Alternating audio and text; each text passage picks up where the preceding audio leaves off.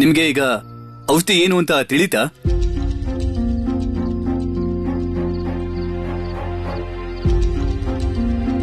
ಅನು ಅಕ್ಕ, ಡಾಕ್ಟರ್ ಅನಂತಂಗ್ ಕೊಟ್ಟಿರೋ ಔಷಧಿಗಳನ್ನ ಒಂದ್ಸಲ ನೋಡ್ಕೊಂಬಿಡಿ. ಅನು ಅಕ್ಕ, ಔಷಧಿ ತಗೊಳ್ಳಿ.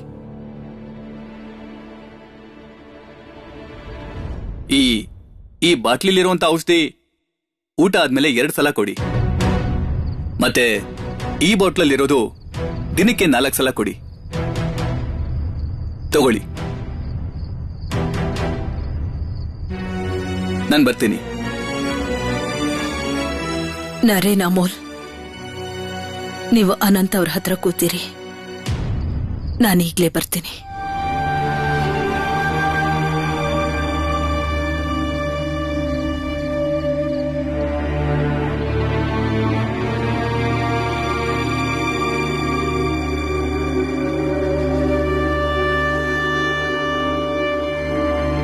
ನೀವೇನ್ ಹೇಳ್ತಾ ಇದ್ರಿ ಡಾಕ್ಟ್ರೆ?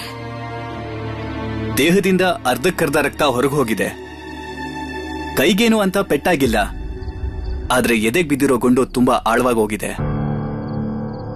ಅವನ್ನ ಹುಷಾರಾಗಿ ನೋಡ್ಕೊಳ್ಳಿ.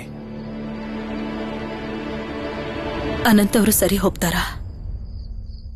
ಮನಸ್ಸು ಗಟ್ಟಿ ಮಾಡ್ಕೊಳ್ಳಿ, ಸಾಧ್ಯತೆ ಕಡಿಮೆ ಇದೆ.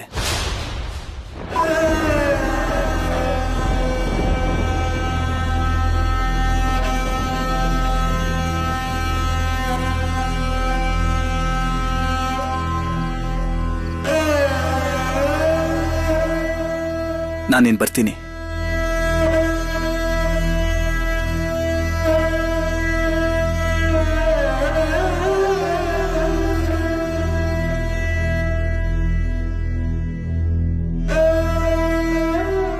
ನಾನು ಯಾಕೆ ಉಳಿಯೋದಿಲ್ಲ ಅಂತ ಅನಿಸ್ತಾ ಇದೆ.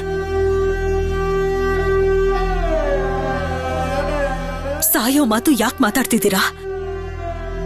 ನೀವು ಸತ್ತೋದ್ರೆ ತುಂಬಾ ಜನ ಒದ್ದಾಡ್ತಾರೆ. ನಿಮಗ್ ಗೊತ್ತಿಲ್ವಾ ಅದು?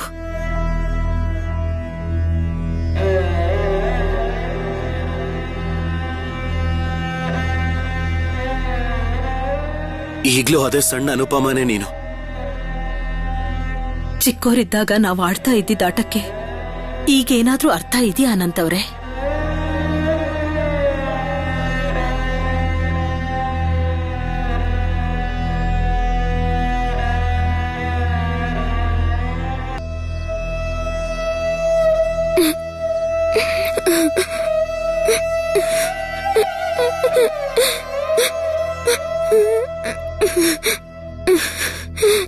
ಭಯ ಪಡ್ಬೇಡ, ಅನಂತ್ ಅವ್ರಿಗೆ ಏನೂ ಆಗಲ್ಲ. ಅನಂತ್ ಅವ್ರು ಬೇಗ ಹುಷಾರಾಗ್ತಾರೆ. ಹಾಗಾದ್ರೆ ನೀವ್ಯಾಕೆ ಕಳ್ತಾ ಇದ್ದೀರಾ? ಬೆಳಕಿಂದ ಏನು ತಿಂದಿಲ್ಲ ಅಲ್ವಾ? ಸ್ನಾನ ಕೂಡ ಮಾಡಿರಲ್ಲ. ಮನೇಲಿ ಎಲ್ರೂ ನಿನ್ಗೋಸ್ಕರ ಕಾಯ್ತಿರ್ತಾರೆ. ನೀನ್ ಮನೆಗೆ ಹೋಗು, ನಾನು ಅನಂತ್ ಅವ್ರ ಜೊತೆ ಇರ್ತೀನಿ. ನಾಳೆ ಬೆಳಗ್ಗೆ ಬಾ. ಇಲ್ಲೇನಾದ್ರೂ ಅವಶ್ಯಕತೆ ಇದ್ರೆ? ಅಮೋಲ್ ಇದ್ದಾನೆ, ಮತ್ತೆ ನರೇನ್ ಇದ್ದಾನೆ. ಅವ್ರಿಗೇನೂ ಆಗಲ್ಲ ಸುಬಿ. ಅಲ್ದೆ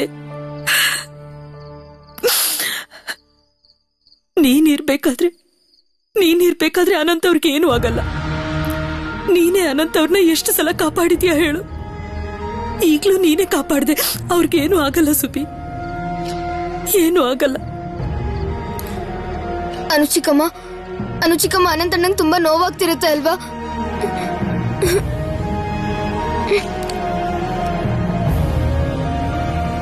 ಅನಂತ್ ಅಣ್ಣ ಸರಿ ಹೋಗ್ತಾರೆ ಅಲ್ವಾ? ದೇಹದಿಂದ ಅರ್ಧಕ್ಕರ್ಧ ರಕ್ತ ಹೊರಗೆ ಹೋಗಿದೆ. ಕೈಗೇನು ಅಂತ ಪೆಟ್ಟಾಗಿಲ್ಲ, ಆದ್ರೆ ಎದೆಗೆ ಬಿದ್ದಿರೋ ಗುಂಡು ತುಂಬಾ ಆಳವಾಗಿ ಹೋಗಿದೆ. ಮನಸ್ಸು ಗಟ್ಟಿ ಮಾಡ್ಕೊಳ್ಳಿ, ಸಾಧ್ಯತೆ ಕಡಿಮೆ ಇದೆ. ಸರಿ ಹೋಗ್ತಾರೆ.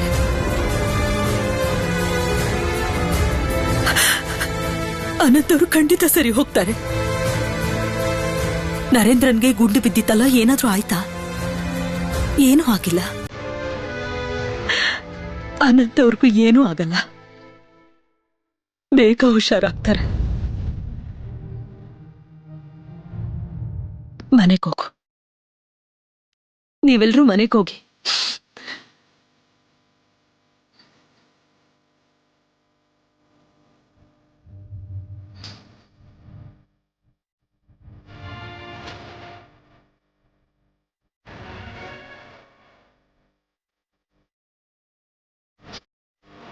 ನೀನ್ ಯಾಕೆ ಅಳ್ತಿದ್ಯಾ? ಮೊದ್ಲು ಕಣ್ಣೀರು ಒರೆಸ್ಕೊ. ಇದ್ ನಿನಗೆ ಶೋಭೆ ತರೋದಿಲ್ಲ.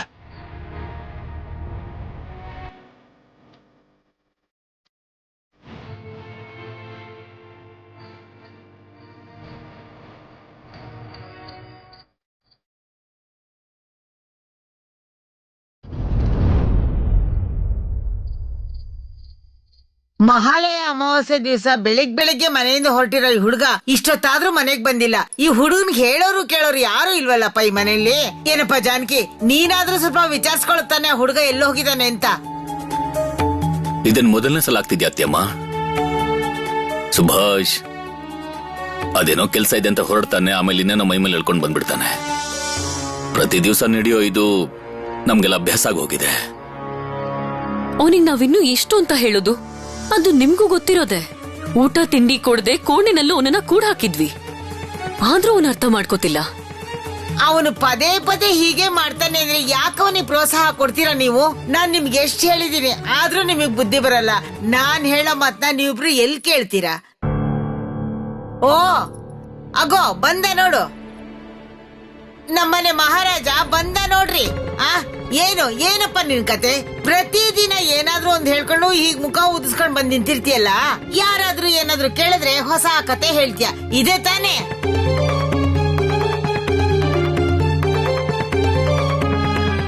ಹೊಸ ಕತೆ ಏನು ಹೇಳಲ್ಲ ಅವನು ಅತ್ತೆಮ್ಮ.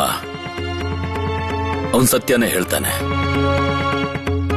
ಮತ್ತವನು ಹೇಳ್ದೇ ಇದ್ರು ನನಗ್ ಗೊತ್ತಿದೆ ಅವನ್ ಯಾರಿಗೂ ಸಹಾಯ ಮಾಡಕ್ ಹೋಗಿದ್ದ, ಮತ್ತದಕ್ಕೆ ಬರೋದಕ್ಕೆ ತಡ ಆಗಿದೆ. ಸುಭಾಷ್, ಹೌದು ಅಲ್ವೋ?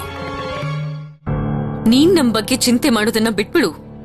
ನಾವ್ ನಿನ್ ಬಗ್ಗೆ ಎಷ್ಟೇ ಚಿಂತೆ ಮಾಡಿದ್ರು ಅದೆಲ್ಲ ಏನು ಬೇಡ ನಿಂಗೆ. ಆದ್ರೆ ಸುಬಿ, ಒಬ್ಬ ಮನುಷ್ಯ ಆರೋಗ್ಯವಾಗಿರೋದಕ್ಕೆ ಸ್ನಾನ ಊಟ ಎಲ್ಲ ಬೇಕು ಅನ್ನೋದನ್ನ ಮರ್ತೋಗಿದ್ಯಾ ನೀನು? ಸರಿ ಬಿಟ್ಬಿಡು ಪ್ರಭಾ. ಸುಭಾಷ್, ನಾನು ಹಬ್ಬಕ್ಕೆ ಅಂತ ಎಲ್ರಿಗೂ ಹೊಸ ಬಟ್ಟೆನ ಮನೆಗೆ ತಗೊಂಡ್ಬಂದಿದ್ದೇನೆ. ನಿನ್ ಮನೇಲಿ ಇರ್ಲಿಲ್ಲ. ನಿನ್ ಬಟ್ಟೆಗಳನ್ನ ನಿನ್ ಕೋಣೆಲ್ಲೇ ಇಟ್ಟಿದ್ದೀವಿ. ನೋಡು ನಿಂಗೆ ಇಷ್ಟ ಆಗುತ್ತೋ ಇಲ್ವೋ ಅಂತ. ಇಷ್ಟ ಆದ್ರೆ ಹಾಕೊಂಬ. ಅಪ್ಪ, ನೀವ್ ತಂದಿದ್ದೀರಾ ಅಂದ್ರೆ ಅದ್ ನಂಗೆ ಇಷ್ಟ ಆಗೇ ಆಗತ್ತೆ. ಏನಾಯ್ತು ನಿಂಗೆ? ಎಲ್ರು ಕೇಳ್ತಾ ಇದಾರಲ್ಲ, ಎಲ್ಲಿಗೆ ಹೋಗಿದ್ದೆ ಅಂತ ಉತ್ತರ ಕೊಡು. ಹೇಳು ಸುಭಾಷ್. ಹೇಳ್ತಾನೆ, ಅವನೇ ಹೇಳ್ತಾನೆ. ನೀವ್ ಇವನನ್ನ ಕೋಣೆಗೆ ಕರ್ಕೊಂಡು ಹೋಗು. ಅಣ್ಣನ್ ಜೊತೆ ಕೋಣೆಗೆ ಹೋಗು. ಬಾ ನನ್ ಜೊತೆ.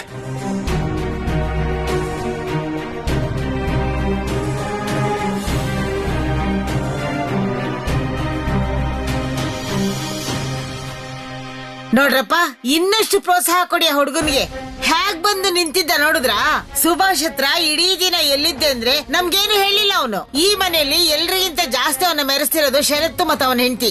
ಅವರೇ ಅವನಿಗೆ ತುಂಬಾ ತುಂಬಾ ಬೇಕಾದವರು.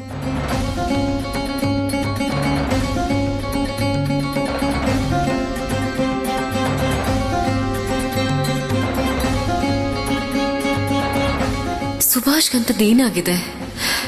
ನನ್ನ ಹತ್ರ ಯಾಕೆ ಅವನೇನು ಹೇಳ್ತಿಲ್ಲ?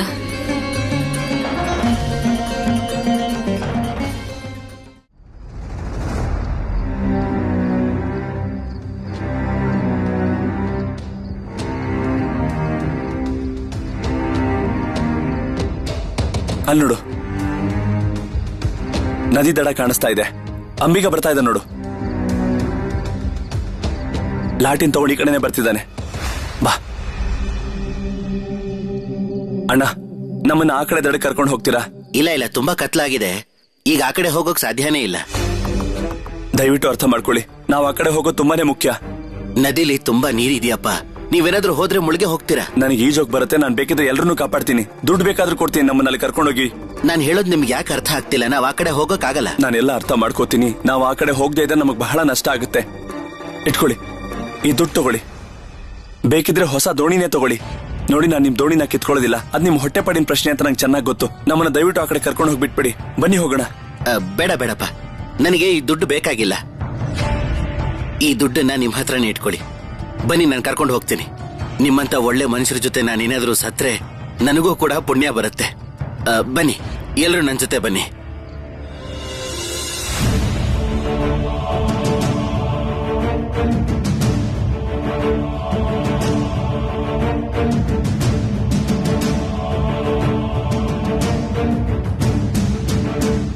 ನೀನ್ ದೇಶದ ಹೋರಾಟಕ್ಕೆ ಒಂದ್ ಕಾಲ್ ಮುಂದೆ ಇಟ್ಟಿದ್ಯಾ ಅಣ್ಣ.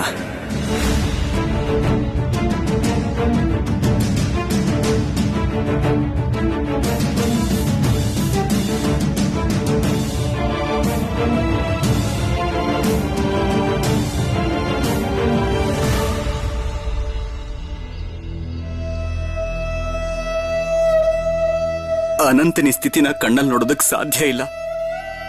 ಅನು ಅಕ್ಕ ಅಂತೂ ಅವಾಗಿಂದ ಔಷಧಿ ಕೊಡ್ತಾ ಇದ್ದಾಳೆ.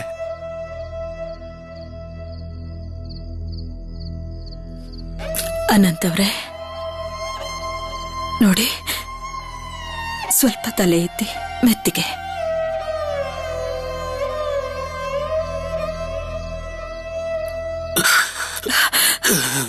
ಮೆತ್ತಿಗೆ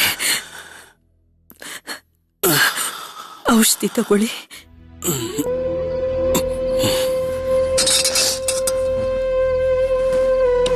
ಇಲ್ಲಿ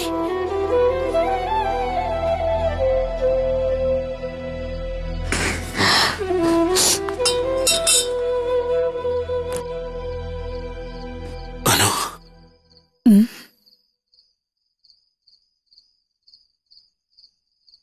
ನಮ್ಮ ಸ್ವತಂತ್ರ ಭಾರತನ ನಾನು ನೋಡೋದಿಲ್ಲ. ಅನಂತವ್ರೆ, ನೀವು ಹಾಗೆ ಹೇಳ್ಬೇಡಿ. ನೀವು ಬೇಗ ಹುಷಾರಾಗ್ತೀರಾ, ಎಲ್ಲ ಸರಿ ಹೋಗುತ್ತೆ. ಡಾಕ್ಟ್ರೇ ಹೇಳಿದ್ದಾರೆ, ಭಯ ಪಡ್ಬೇಡಿ.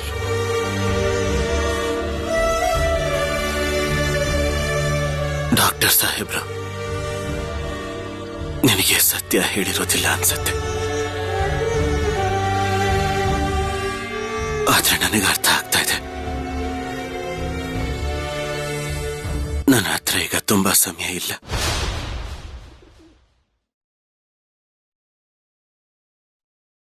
ನನ್ ಪ್ರಾಣ ಅನಂತವ್ರೆ, ಸ್ವಲ್ಪ ಉಳ್ಕೊಂಡೆ. ಅನಂತವ್ರೆ, ನಾವೆಲ್ರೂ ಸ್ವತಂತ್ರ ಭಾರತನ ನೋಡಕ್ ಕನ್ಸ್ಕೊಂಡಿದೀವಿ.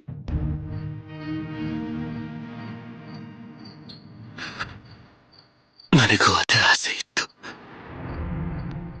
ಅಲ್ವಾ?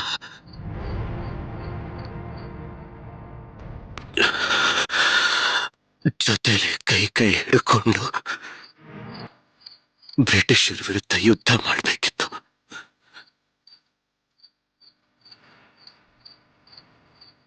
ಸ್ವತಂತ್ರ ಭಾರತದ ಸೂರ್ಯೋದಯ ನೋಡಬೇಕಿತ್ತು.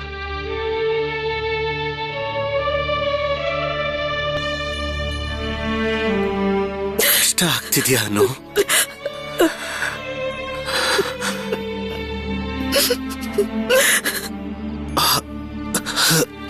ಆದ್ರೆ ಅದಕ್ಕಿಂತ ಕಷ್ಟವಾಗಿರೋದು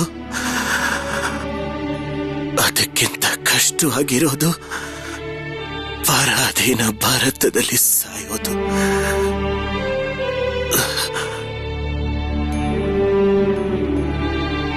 ಯಾವ ದೇಶಕ್ಕೋಸ್ಕರ ನಾನಿಷ್ಟೆಲ್ಲ ರಕ್ತ ಹರಿಸಿದ್ದೀನೋ ಅದೇ ದೇಶನ ಬಿಟ್ಟು ಹೋಗ್ತಾ ಇದ್ದೀನಿ. ಅನು, ಅಳಬೇಡ ಅಳಬೇಡ, ಇದು ನನಗೆ ಶೋಭೆ ತರೋದಿಲ್ಲ. ನನ್ನ ಹತ್ರ ಈಗ ತುಂಬಾ ಸಮಯ ಇಲ್ಲ. ನಾನಿನ್ನೂ ಮಾತಾಡೋದು ತುಂಬಾ ಇದೆ.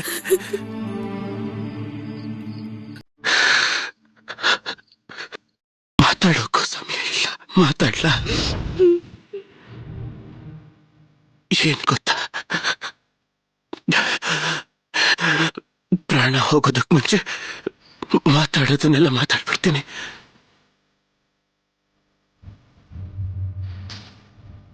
ನೀನು ಸೋಲ್ಬಾರ್ದು ಅನುಪಮ. ಭಾಗ ಜೊತೆ ನೇತೃತ್ವದಲ್ಲಿ ಭಾರತದ ಎಲ್ಲ ಯುವಕರು ಬ್ರಿಟಿಷರ ವಿರುದ್ಧ ಎದ್ದು ನಿಂತು ಹೋರಾಡಬೇಕು.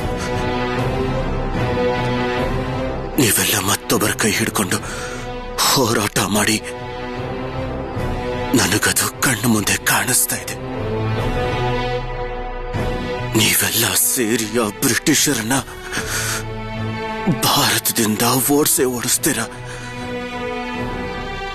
ನಮಗೆ ಹೆದರಿ ಬ್ರಿಟಿಷರು ಭಾರತ ದೇಶದಿಂದ ವಾಪಸ್ ಹೋಗ್ತಾರೆ.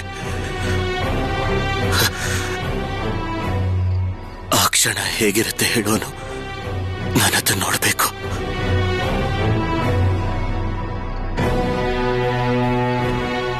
ನೀನ್ ಯಾವುದೇ ಕಾರಣಕ್ಕೂ ನಿದ್ದೆ ಮಾಡಬೇಡ ಅನು. ನಿನ್ನ ಕಣ್ಣಲ್ಲಿ ನಾನು ಭಾರತದ ಹೊಸ ಸೂರ್ಯನನ್ನು ನೋಡ್ತೀನಿ.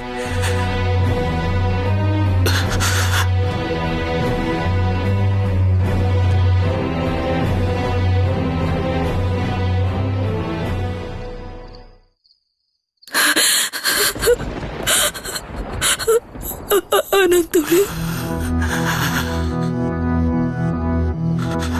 ಇನ್ನು ಬದುಕಿದ್ದೇನೆ.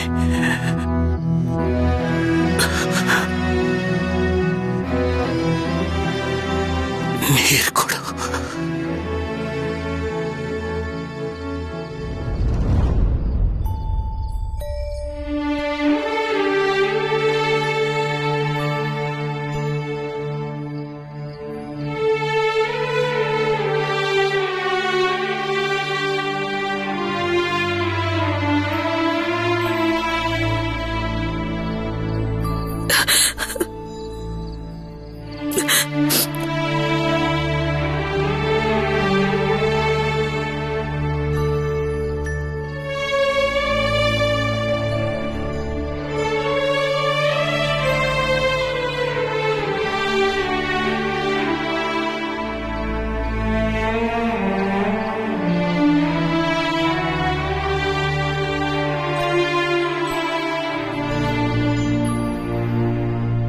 ಬಾಯ್ಲಿ ಬಾ.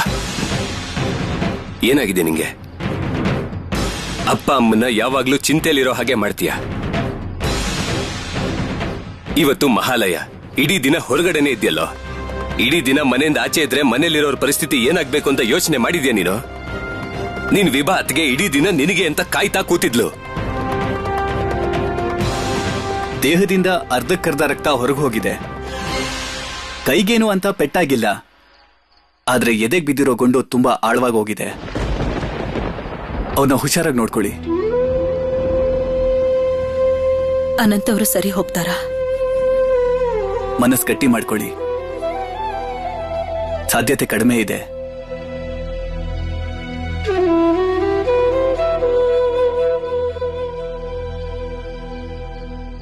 ಸುಭಾಷ್, ಮನೇಲಿ ಅಪ್ಪ ಅಮ್ಮ ಎಲ್ರೂ ನಿನ್ ಬಗ್ಗೆ ಎಷ್ಟು ಚಿಂತೆ ಮಾಡ್ಕೊಂಡಿದ್ರು ಅಂತ ಗೊತ್ತಾ ನಿನಗೆ? ಯಾಕೆ ಸುಮ್ನೆ ನಿಂತಿದ್ಯಾ? ಉತ್ತರ ಕೊಡು. ಇಡೀ ದಿನ ಎಲ್ಲಿದ್ದೆ ನೀನು? ನನ್ನ ಹತ್ರ ಇರೋ ಕಾರಣ ಎಲ್ರಿಗೂ ಕಾರಣ ಅಲ್ಲ. ನೀವೇ ತಾನೇ ಹೇಳಿದ್ದು ಶರತಣ್ಣ. ಶರತಣ್ಣ, ನಿಮ್ಗೂ ಗೊತ್ತು ಕಾರಣ ಇಲ್ದೆ ನಾನು ಸುಮ್ನೆ ಮನೆ ಬಿಟ್ಟು ಆಚೆ ಹೋಗಲ್ಲ ಅಂತ. ಅದು ನಮಗೂ ಗೊತ್ತಿದೆ ಸುಭಾಷ್. ಅಪ್ಪ ಕೂಡ ಅದನ್ನೇ ಹೇಳ್ತಾ ಇದ್ರು.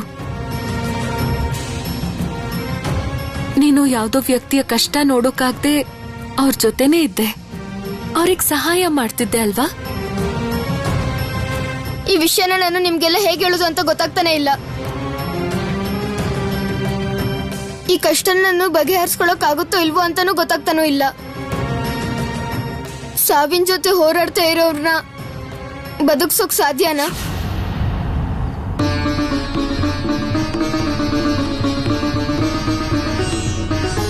ಯಾರು ಸಾವಿನ ಜೊತೆ ಹೋರಾಡ್ತಾ ಇರೋರು? ಯಾರು?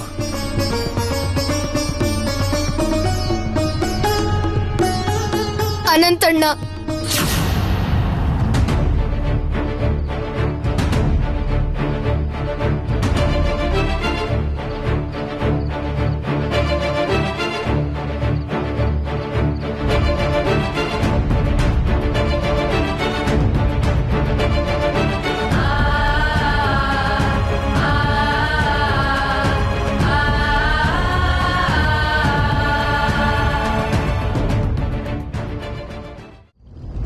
ನಿನ್ನೆ ಪೊಲೀಸರ ಜೊತೆ ಗಲಾಟೆ ಆಗ್ಬೇಕಾದ್ರೆ 2 ಗುಂಡುಗಳು ಅನಂತಣ್ಣಂಗ್ ತಾಗಿದೆ.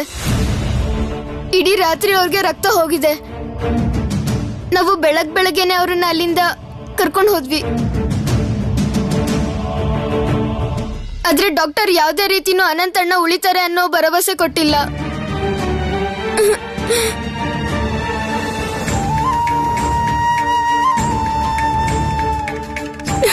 ಕಟಕ್ನಲ್ಲಿ ಅನಂತಣ್ಣಗೆ ಏನಾದ್ರೂ ಸರಿಯಾದ ಚಿಕಿತ್ಸೆ ಕೊಡದೇ ಇದ್ರೆ ಆಗ ಅವರು ಖಂಡಿತವಾಗ್ಲೂ ಬದುಕೋದೇ ಇಲ್ಲ. ಶರತಣ್ಣ, ನೀವು ಈಗಲೇ ಅನಂತಣ್ಣನ ಕೋಲ್ಕತ್ತಾ ಕರ್ಕೊಂಡು ಹೋಗಿ ಅಲ್ಲಿ ಯಾವ್ದಾದ್ರು ಒಳ್ಳೆ ಡಾಕ್ಟರ್ ಕೈಲಿ ಚಿಕಿತ್ಸೆ ಕೊಡಿಸಿದ್ರೆ ಆಗ ಅನಂತಣ್ಣ ಬದುಕಬಹುದು. ಶರತಣ್ಣ, ನೀವ್ ಹೇಳಿ ಅನಂತಣ್ಣನ ಕೋಲ್ಕತ್ತಾ ಕರ್ಕೊಂಡು ಹೋಗಿ ಅವ್ರಿಗೆ ಚಿಕಿತ್ಸೆ ಕೊಡಿಸ್ತೀರಾ? ಹೇಳಿ ಶರತಣ್ಣ, ಹೇಳಿ. ಹೋಗ್ತೀನಿ ಸುಬಿ, ಕರ್ಕೊಂಡು ಹೋಗ್ತೀನಿ. ನನ್ನಿಂದ ಆಗೋ ಎಲ್ಲ ಪ್ರಯತ್ನನೂ ಮಾಡ್ತೀನಿ. ನಾಳೆ ಬೆಳಿಗ್ಗೆನೆ ಅವರನ್ನ ಕರ್ಕೊಂಡು ಹೋಗೋಣ. ನೀನೇನು ಚಿಂತೆ ಮಾಡ್ಬೇಡ ಸುಭಾಷ್. ಅನಂತಣ್ಣನ್ಗೆ ಏನು ಆಗೋದಿಲ್ಲ, ನಾವೇನು ಆಗೋಕ್ ಬಿಡೋದಿಲ್ಲ. ನಮ್ಮಪ್ಪನಿಗೂ ವಿಷಯ ತಿಳಿಸಿ ಮೆಡಿಕಲ್ ಕಾಲೇಜ್ ನಮ್ಮ ಮನೆ ಹತ್ರನೇ ಇದೆ, ಅವ್ರು ಸಹಾಯ ಮಾಡ್ತಾರೆ.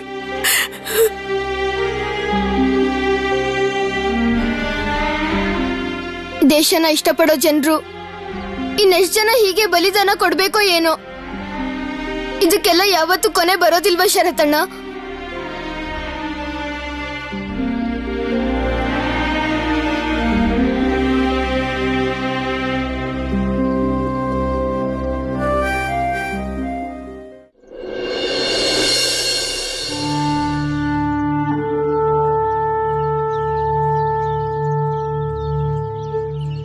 ಚಳಿಗಾಲದಲ್ಲಿ ಈ ಹೊತ್ತಿಗೆ ಪಾರಿಜಾತದ ಹೂ ಬಿಡತ್ತೆ. ಅದು ಮರದ ಕೆಳಗಡೆ ಬಿದ್ದಿರುತ್ತೆ. ನನಗದು ತುಂಬಾ ಇಷ್ಟ. ನಾನು ಚಿಕ್ಕವನಿದ್ದಾಗ ಚಳಿಗಾಲದಲ್ಲಿ ನಾನು ನಿದ್ದೆನೆ ಮಾಡ್ತಿರ್ಲಿಲ್ಲ.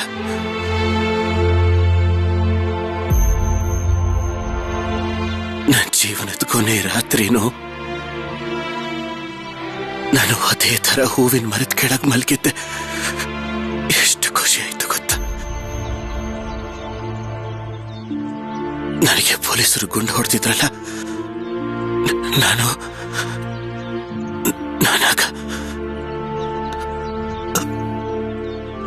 ಅದೇ ಮರದ ಕೆಳಗೆ ಮಲಗಿದ್ದೆ.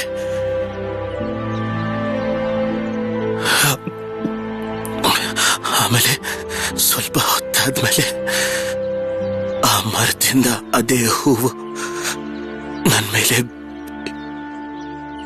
ನನ್ನ ಮೇಲೆ ಬೀಳ್ತಾ ಇತ್ತು.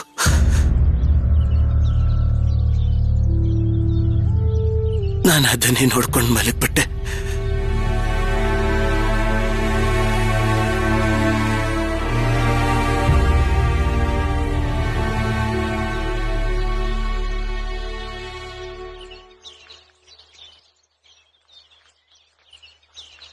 ಅನು, ನೀನಿವತ್ತು ತುಂಬಾ ಚೆನ್ನಾಗಿ ಕಾಣಿಸ್ತಾ ಇದೆಯಾ.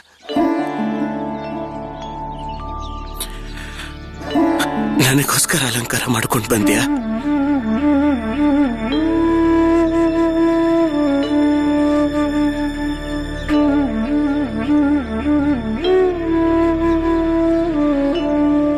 ಅನಂತಣ್ಣ,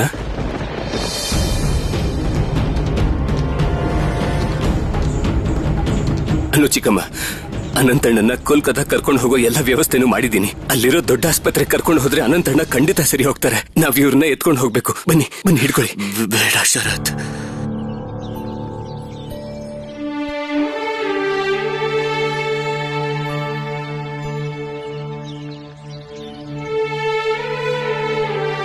ನಿಮಗ್ ನನ್ನಿಂದ ಯಾವ ಕಷ್ಟನೂ ಬೇಡ.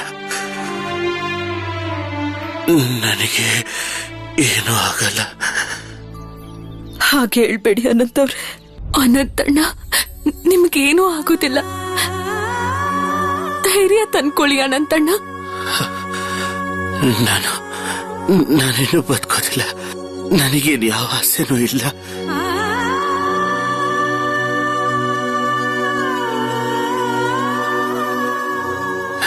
ನಾನು ಹುಷಾರಾಗಲ್ಲ. ನಾನು ಸರಿ ಹೋಗ್ತೀನಿ ಅನ್ನೋ ಆಸೆ ಇಲ್ಲ. ನಾನು ಸರಿ ಹೋಗಲ್ಲ.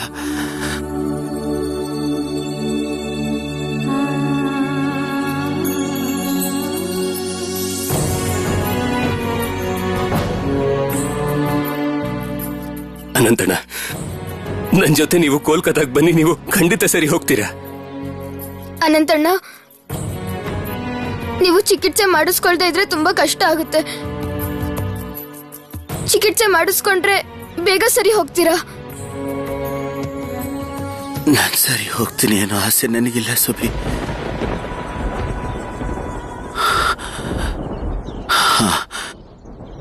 ನನಗೊಂದ್ ಸ್ವಲ್ಪ ಹೂಗಳನ್ನ ತಂದು ಕೊಡ್ತೀಯ ಸುಬಿ?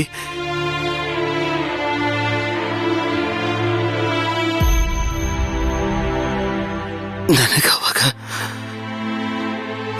ಹೂ ಸಿಕ್ಕಿರ್ಲಿಲ್ಲ. ನನಗೆ ಹೂಗಳು ತುಂಬಾ ಇಷ್ಟ. ನೀನ್ ಹೋಗಿ ಅದನ್ನ ತಗೊಂಡ್ ಬರ್ತೀಯ? ನಾನು ಈಗ್ಲೇ ತಗೊಂಡ್ ಬರ್ತೀನಿ.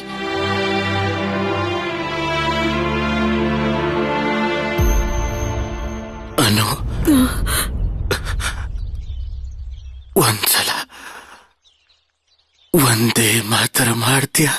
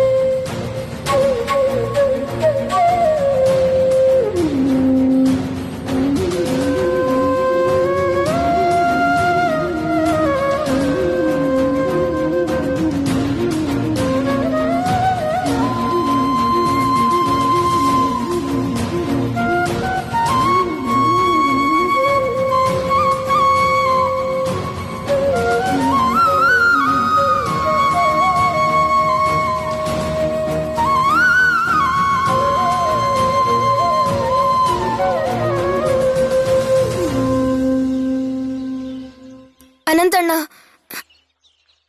ತಗೊಳ್ಳಿ.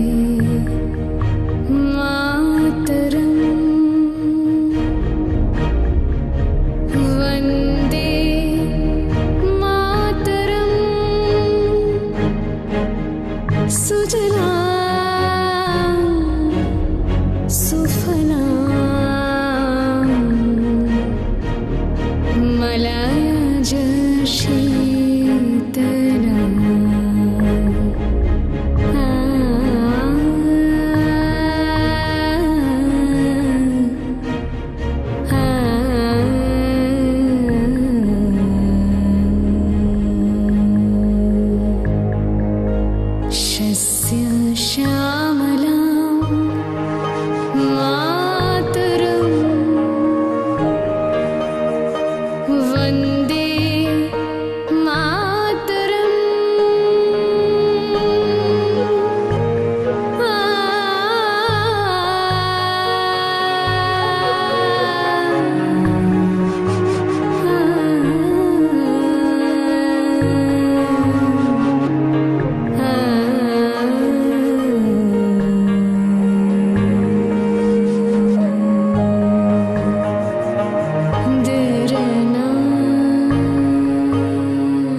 ದೇಶಕ್ಕೋಸ್ಕರ ಏನು ಯೋಚನೆ ಮಾಡೋದಿಲ್ವಾ ಅನುಪಮ? ದೇಶ ಅಂದ್ರೆ ಅಷ್ಟೊಂದು ಪ್ರೀತಿನ? ನೀವು ನನ್ನ ಹತ್ರ ಈ ರೀತಿ ಕೇಳ್ತಾ ಇದ್ದೀರಾ ಅನಂತ್ ಅವ್ರೆ? ನೀವು ಕೂಡ ದೇಶನ ತುಂಬಾ ಪ್ರೀತಿ ಮಾಡ್ತೀರಾ ಅಲ್ವಾ?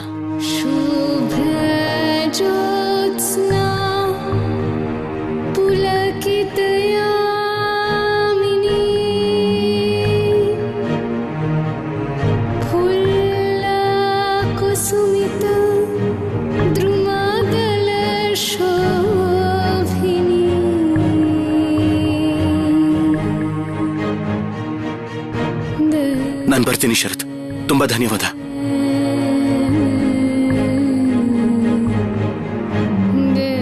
ವಂದೇ ಮಾತರಂ, ವಂದೇ ಮಾತರಂ.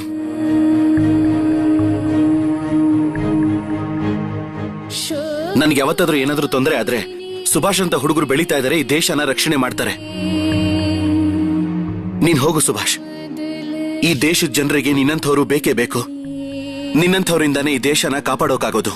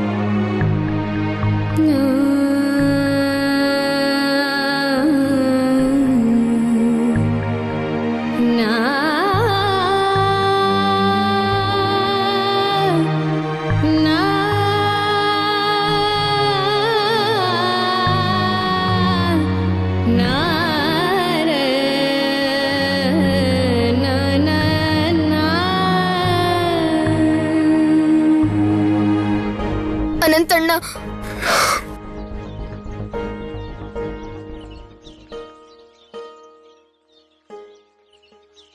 ಸುಬಿ, ನೀನ್ ನನ್ನ ಮೇಲೆ ಸಿಟ್ಟು ಮಾಡ್ಕೋಬೇಡ ಕಣೋ.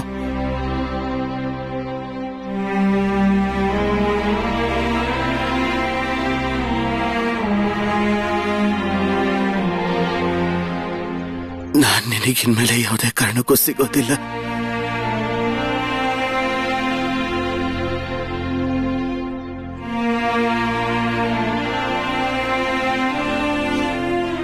ನಿಮಗ್ ಗೊತ್ತಾ, ಜತೆನಣ್ಣ ಏನ್ ಹೇಳಿದ್ರು, ಭಾರತ ದೇಶದಲ್ಲಿ 33 ಕೋಟಿ ದೇವರುಗಳ ಪೂಜೆ ಆಗತ್ತೆ. ಆದ್ರೆ ಭಾರತ ಮಾತೆಗೆ ಪೂಜೆ ಆಗೋದಿಲ್ಲ.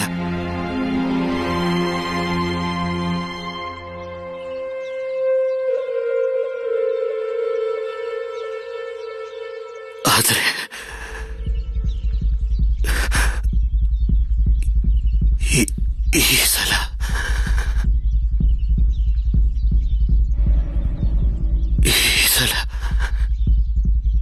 ಈ ಸಲದ ಪೂಜೆಲಿ ಅದು ಆಗತ್ತಲ್ವ?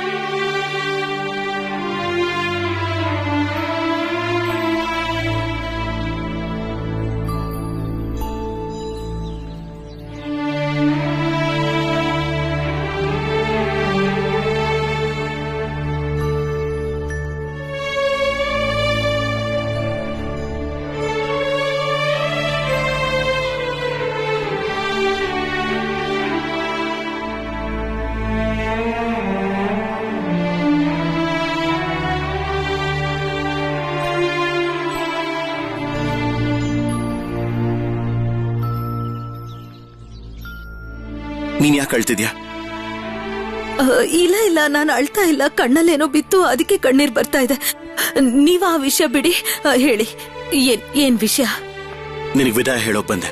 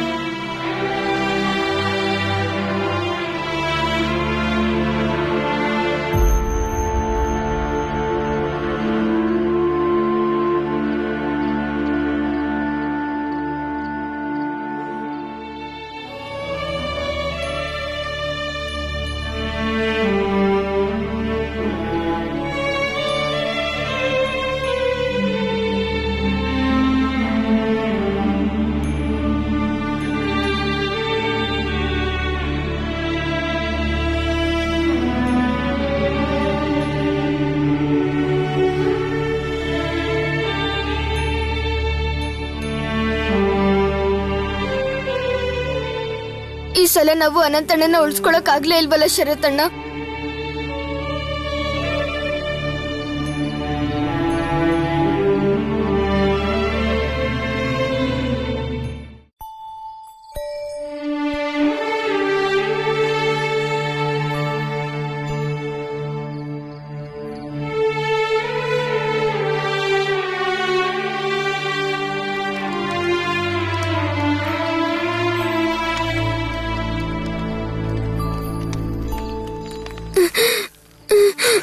ಅಳ್ಬೇಡ ಸುಬಿ, ಅಳ್ಬೇಡ.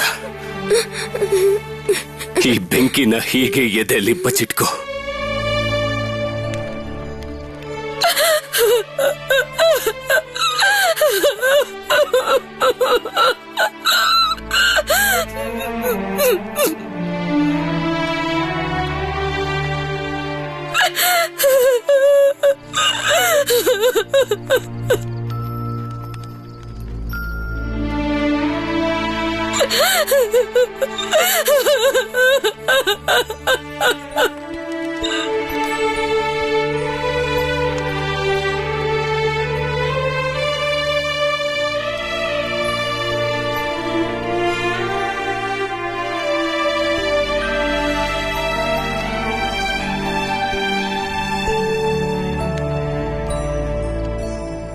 ವಂದೇ ಮಾತರಂ. ವಂದೇ ಮಾತರಂ.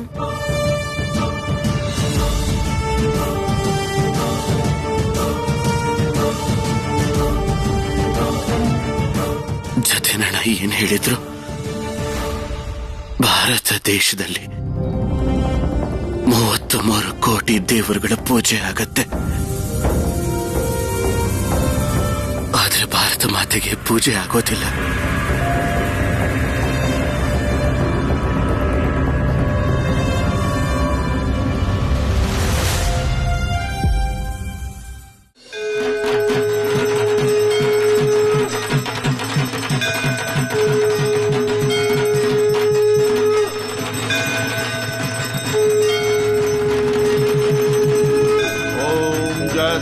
देवी चामुंडे जय भूतापहारिणी जय सर्वगते देवी कालरात्रि नमोस्तुते जयंती मंगला काली भद्रकाली कपालिनी दुर्गा शिवा क्षमा धात्री